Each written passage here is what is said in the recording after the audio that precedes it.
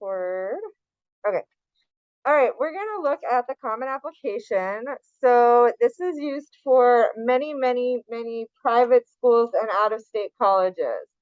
And so the requirements to apply are going to vary school to school, but they are going to look at your classes and your grades from high school. So you're going to have to enter your classes.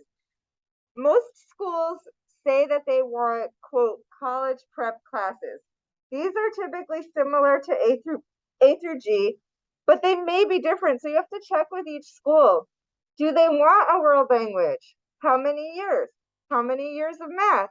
What other requirements do they have that the A through G does not have? So you do have to check because some schools have some specific requirements that are a little different. They also look at your involvement and or leadership through activities, work, and or family responsibilities.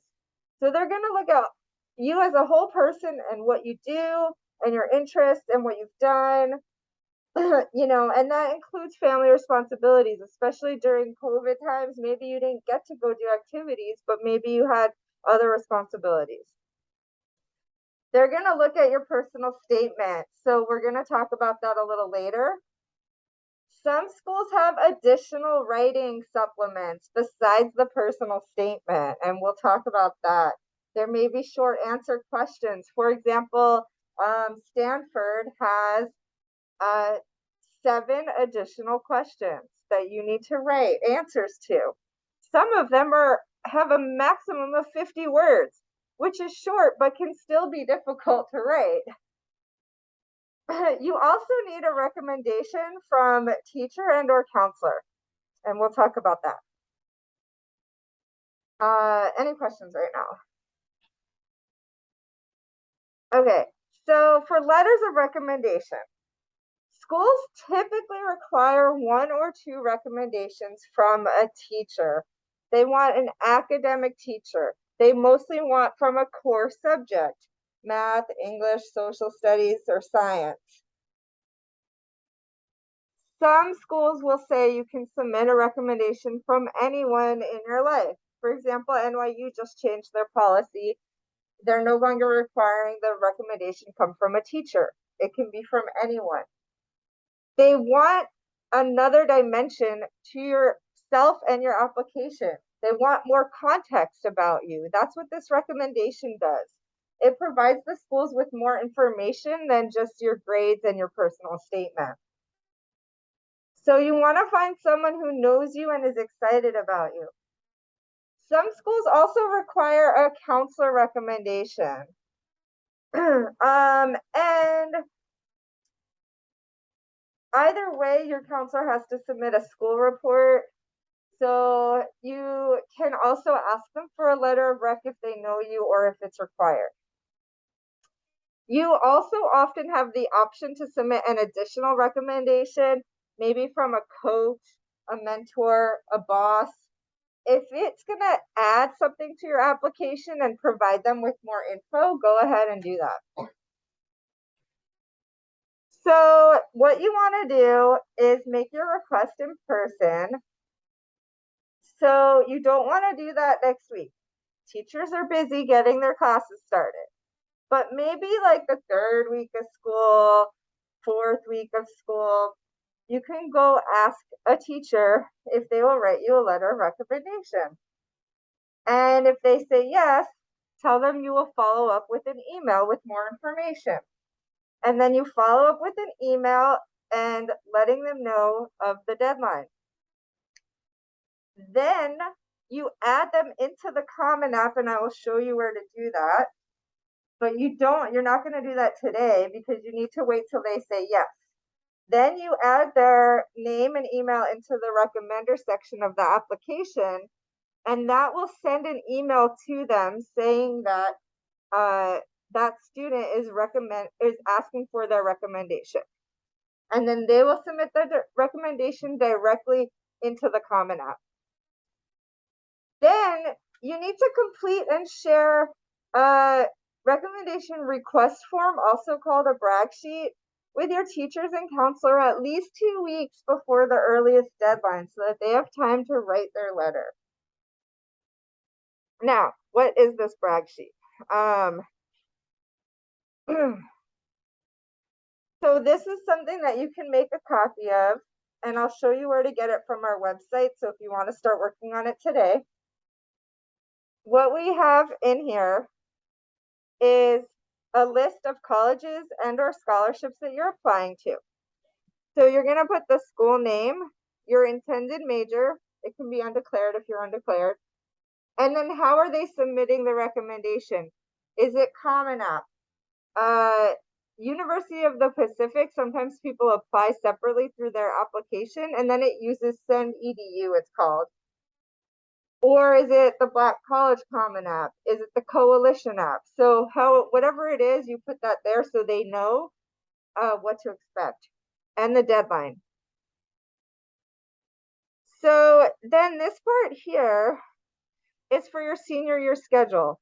Oftentimes you're going to be asking your junior year teachers, and they can't see your senior schedule in Aries anymore if they don't have you as a student. But they often tell me that they want to know your senior year schedule. So we added that on this sheet. Then you're going to list the activities you participated in. This is not super important for the teachers, but it's helpful to your counselor. So when your counselor's writing the letter, or when your counselor is submitting the school profile, it asks the counselor to talk about how involved you are. And so this is helpful for your counselor. It also could be helpful for you to write it out ahead of time, and then you can use that for both the UC application and the Common application, because you're going to have to list all these activities into those applications. And you can put awards, or you can get rid of this section. It's not super important, but if you want to share that. The questions, these are very important to your counselor. So if you want your counselor to write a good letter of recommendation, I recommend that you answer as many of these as you can. Number 6 is important. Number 6, it's number 6. Number 6 is important for your teacher. So if you're asking 2 teachers, you'll put something for class 1 and class 2. If you're only asking 1 teacher, you just put something for class 1. You want to put something there to remind them about the good things that you did or what you were like as a student, so that they know what to write in your letter. They may know what to write, but they may also have forgotten some things. So if you did an amazing presentation, if you were always the group leader, if you participated a lot, whatever it is you want them to talk about, put that in there. Any questions about this? Okay. So as it gets closer to the application deadline, if you see in the Common App that your teacher has not submitted their letter yet, you can follow up with an email reminding them, thank you again for agreeing to write my letter of recommendation. I just wanted to remind you the deadline is coming up. It's on such and such a date. Let me know if there's any questions. And then after they submit your recommendation, you do want to follow it up with a written thank you note. An email is okay. It doesn't have to be, but it can be a little card or a note to thank them for taking time to write your letter. The recommendation letter is a confidential communication between the high school counselor or teacher and the college admissions office, and they're not obligated to share the contents with you or your parent. So just wanted to make sure you're aware of that. Okay, so who to ask? I mentioned you are most likely going to ask a junior year teacher. You can select a 12th grade teacher, but they don't really know you yet. So unless you're not submitting your application until January, February, at that point, if you're like, none of my junior teachers will write me a good letter, because, if you don't think they're going to write you a good letter, you can wait and see if one of your senior year teachers will. If you're applying early action or early decision in November, you probably want to ask someone from junior year. Your senior year teacher won't know you yet, unless you had them already, like in 9th or 10th grade. You don't really want to ask 9th or 10th grade teacher, because the colleges want to hear something more recent. They want to know how you are as a student. If you're applying for a STEM or nursing major, you should definitely select a science or math teacher. It may need to be a teacher from a core subject, so some schools are very specific. At least one should be able to talk about your writing.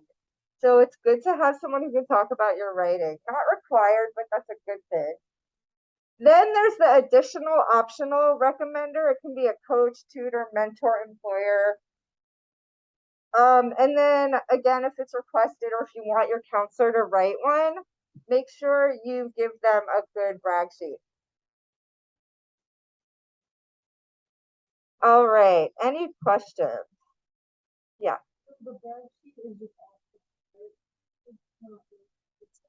You should do a brag sheet, but you don't need to necessarily fill out everything in it if you're asking for a letter of recommendation.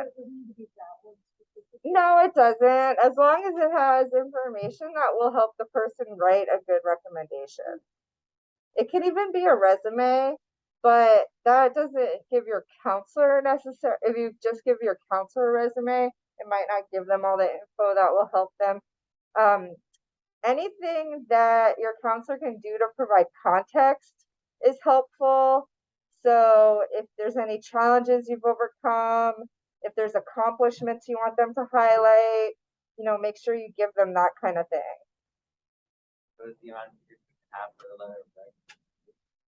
It depends on the school. So some schools ask for require one, but allow up to two. Some have a requirement of at least one up to three. It depends on the school, and I'll show you when we start looking at the application where to find that information. Also for the letter of rec, I have like a CTE teacher that Yeah, so the question was about like a CTE medical careers teacher. If you're going to be going into anything related to that, absolutely.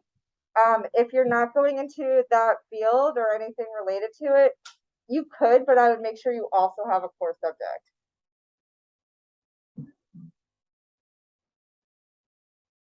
Application fee waiver. So even though the Common App is one application for many schools, you have to pay for each school you're applying to separately. And the application fee depends on the school. Some might be $40, $50, $70. They're ridiculous. So you need to talk to your parents. How many schools can I apply to? What do we have money for? If you are low income, if you are paying for it by yourself, if you have financial concerns, talk to your counselor when your one-on-one comes up. You're going to have one-on-ones with your counselors at the end of August. Talk to your counselor about a fee waiver. And if they think you should apply for a fee waiver, you're going to apply for it in the Common App, and then they're going to have to say, yes, the student qualifies for a fee waiver. Okay, so that's why you have to talk to your counselor about it. There are some small private colleges that may give out a fee waiver without asking about your financials if you email their admissions representative. Is Stanford going to do that? No. Is NYU going to do that? No. But schools like St. Mary's College of California, University of Redlands, some of these schools are looking for good students to apply. So if you have a good GPA, reach out, and find out if there's a fee waiver available. All right, so when we log into the Common App in a few moments, you're going to see a dashboard, and that's your main landing page. It shows your schools and deadlines and stuff. Across the top, there's going to be tabs. The first one is My Colleges. It's going to show any colleges you've selected to apply to. And in that section, you complete college-specific questions and supplements. That's where you invite and manage your recommenders and your counselor. That's where it'll say how many they require for recommendations and how many are allowed. And that's where you submit your application when you're ready, because you're going to submit it for each school separately. Then there's a tab that says Common App, and that's the information that goes to all the schools. You only fill it out once and it goes to all the schools. It's your academic history with all the classes you've taken and the grades you've gotten. your extracurricular activities, your work, family responsibilities, awards and honors, and your personal statement. There's a college search tab where you can search for schools to add to your list, and then financial aid resources. So what we're going to do is we're going to have you create your account. You're going to select first year student, and you're going to use a non-school email. So you're going to go to commonapp.org, and you're going to click create account. It's like up in the upper right.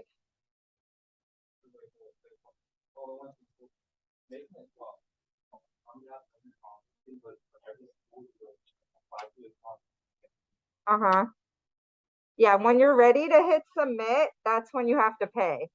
So like, unless you get a fee waiver. So at the time you are ready to submit, after you fill out your whole application, that's when you have to pay. But you'll know ahead of time how much it is because you can see that. So you're going to choose first year student, and you're going to fill out some information. You're going to do an email, write your non-school email, that professional email we talked about, password, all that good stuff. Name, phone number, date of birth, etc., etc. Once you click create account, you're going to see those tabs that I was just talking about. And I can show you that.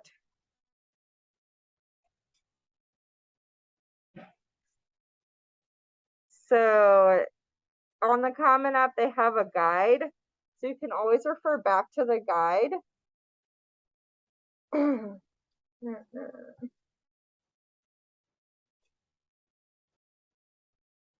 And so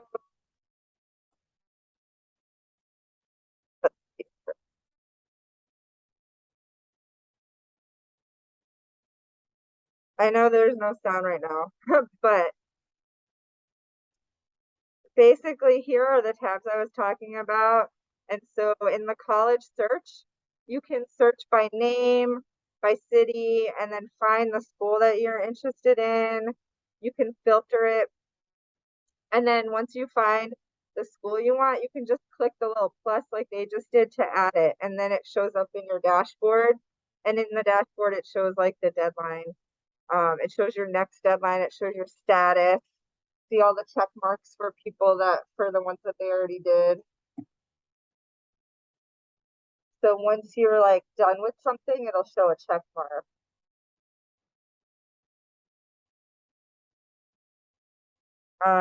And then in the main Common App part, there's your profile and then your family. So your household information, your education, the schools you've attended, your activities, and your personal statement.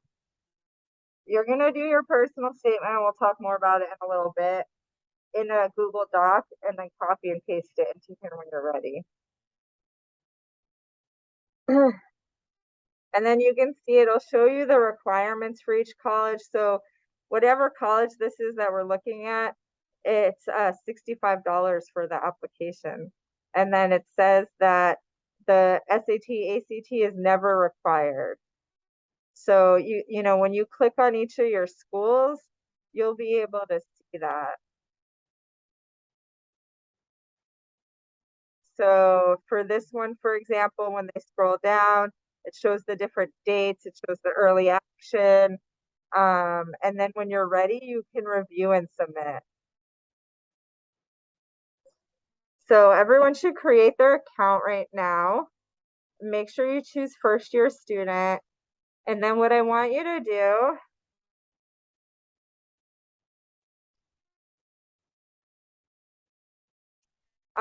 is to add at least one college. So you're gonna go to the search tab at the top, and you're gonna look for a college and add it. Once you've added a school, you can start looking at their requirements, any supplements, things like that. Then what I want you to do after you've added a college is to work on that main Common App tab. So you're going to work on the part where it talks about your activities or your classes, and things like that. So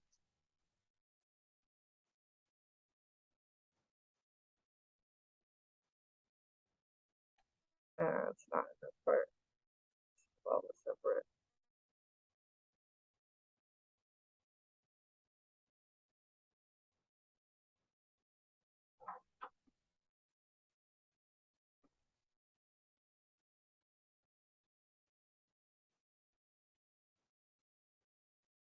So where the Common App tab is, and then you can work on the profile. I would love for you to start a couple of the activities and see what that looks like. You can also start working on your brag sheet. So to get to the brag sheet, you'll have access to this presentation, but right now, in the meantime, on our school website, under academics, if you click on College and Career Center, you can get to the College and Career Center website. Hopefully you've all been on that website before. And then what you want to do is you want to click the little star button so that this can become one of your bookmarked pages so you can come back to it often. And then there's a tab at the top that says college info. If you hover over it, it'll open up a drop down, and then you'll scroll down to letters of recommendation. And there's a whole page on letters of recommendation. It reminds you who to ask, and then it has a brag sheet right here. So you can open that and you can work on your brag sheet. So we have about a half hour until we're going to move on to personal statement. So you can, for the next half hour, you're going to work on your application and or your brag sheet, and I'm going to come around and help you and answer questions.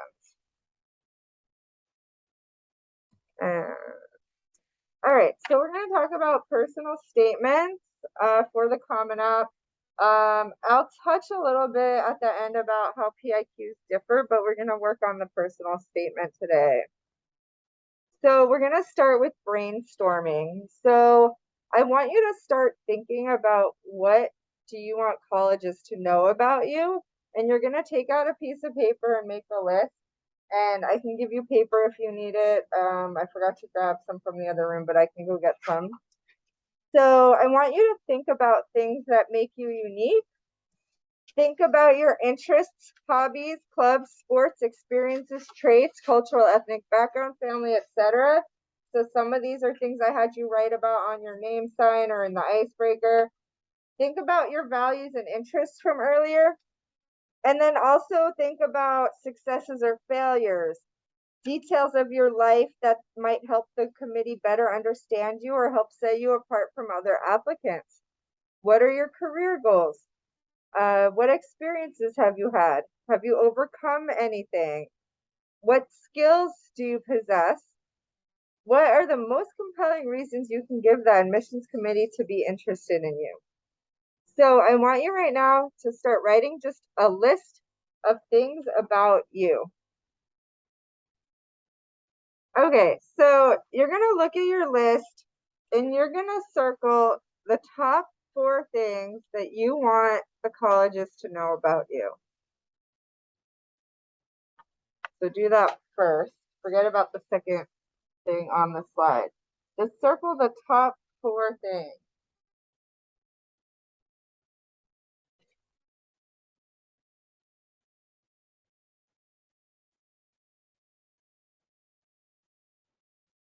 I'm asking you to pick 4 for a couple of reasons. One, if you're also applying to the UCs, you're going to have to do 4 PIQs. So that's one reason. 2, it's good to have a few options for your personal statement, and some of them may tie together in the end. So you'll be able to put them together. If they don't all tie together, you can use some of it in the additional comments part. Once you've circled the top 4 things, pick one to start with. And again, maybe some of the other ones of the 4, maybe they actually are related. So you're going to think, okay, what might I write about for a personal statement? And you're going to start writing a few sentences or ideas. So for example, if I chose ultimate frisbee for my topic, what are some ideas that I could write about related to that topic? So I would write how I'm the coach of a youth team, and I would write how I am very into, one of my values is staying healthy, and this allows me to do that. And another value of mine is friendship and community. And by playing Ultimate Frisbee, I'm able to make friends and build a community. Another thing is that I volunteered to help uh, run a girls pickup game to inspire more girls to play. So those are like the things I would start jotting down right now that I'm gonna want to write about related to that topic for myself. So that's what I want you to do right now. Does that make sense? Right? Like kind of subtopics. Does that make sense? Yeah. So go ahead and write some things down related to one of your topics.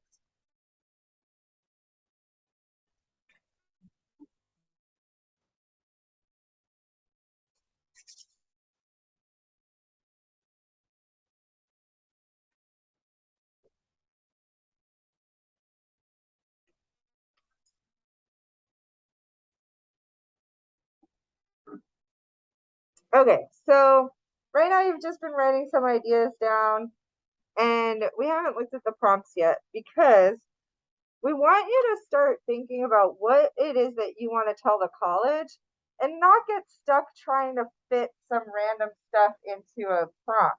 We want you to have your idea and then find the prompt that works for that idea. So hopefully you have an idea of some things you could write about because we are going to look at the prompts. But before we do that, I'm going to tell you just a little more about what they're looking for from your personal statement. So this is your chance to tell a story about yourself more than just your grades and your list of activities. It's to let them know about your values and interests that have shaped who you are and who you're going to be as a college student. There is no best prompt. Any of them would work. They are all equally valued by the colleges. Consider that most private schools want to know a couple of basic things. Can you write well? So while this is not a formal English class essay, you do still want to write with proper grammar. You want to show your writing skills. More so than on the UC app, which we'll talk about after. Will you make contributions on the college campus and beyond? Are you providing context and additional information in this personal statement? This is your opportunity to share above and beyond what you already put in your application. So you're not just going to reiterate all your activities that you already talked about. You can talk about an activity if you're providing a lot more context and information about it. Does that make sense? You're going to choose the topic that best fits you and your idea that you already have. Ultimately, your essay should excite and inspire you, as well as those who read it. And that is coming directly from a college admissions representative. I probably should have put it in quotes. Use your space wisely. Aim for approximately 500 words. The limit is 650. Don't feel like you have to fill up all 650 words. However, if you go above 500, it's totally fine, as long as you're using it appropriately and putting stuff in there that actually matters and not just like extra words. You also can use less. If you told them everything you need to tell them in 400 words, that's fine. You're going to fill your story with details and anecdotes. So those things you were just jotting down, those ideas, you're then going to try to come up with the specifics for each one. So for me, one of the things is building community and friendships, right? So I might talk about how when I first moved across the country, I joined an Ultimate Frisbee league and made friends that way, who then helped me get settled into the community, and I wasn't homesick anymore, right? Like, and I can turn that into a paragraph in my essay about why Ultimate is so important to me. So you're going to be writing a paragraph kind of about each of those smaller pieces that fit your topic. Okay, so what are the prompts? They're basically the same that they've been for a few years. One of them changed a little bit last year. So I want you to look at these prompts up on the screen and think about which one is a best fit for the topic that you were just writing about. And I know like it gets cut off a little bit. So the personal statement and essay fixing. We call it a personal statement and not an essay because it's that. It's personal, it's about you. You're going to be using I statements. You're not writing a formal English essay like you do in English class. So that's why we call it a personal statement and not an essay. Yeah. You correct. You only pick one of these prompts and you write up to 650 max words, but like I said, around 500 is a good number to aim for. So take a look at these and see which one would be a good one based on what you were thinking about writing. Like those ideas that you were just jotting down, do they fit one of these prompts? If they do not, most of you should find one. If they do not, number 7, share an essay on any topic of your choice. It can be one you've already written, one that responds to a different prompt, or one of your own design. So if you don't find one that fits, you can still write about what you were planning to write about. But hopefully you can find one that works. So keep looking, and then I'm going to check in and see, make sure you each found one.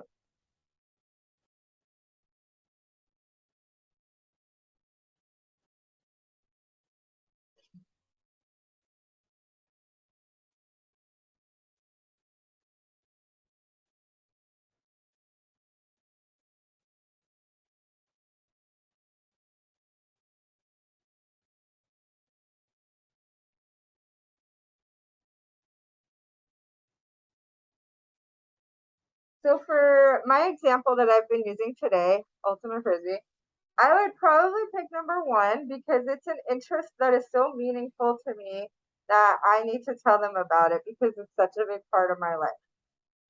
So that is probably, I would probably pick number 1. I probably could put it somewhere else. There's like some others that kind of fit with it as well.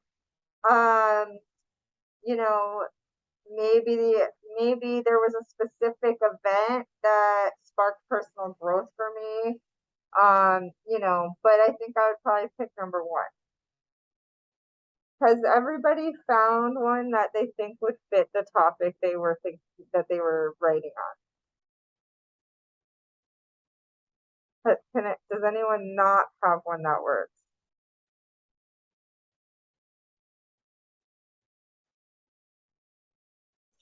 I know it doesn't like totally fit on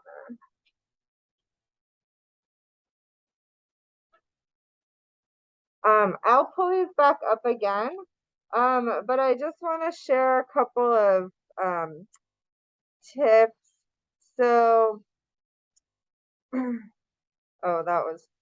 so these tips are from UC, but most of them also apply to the Common App personal statement.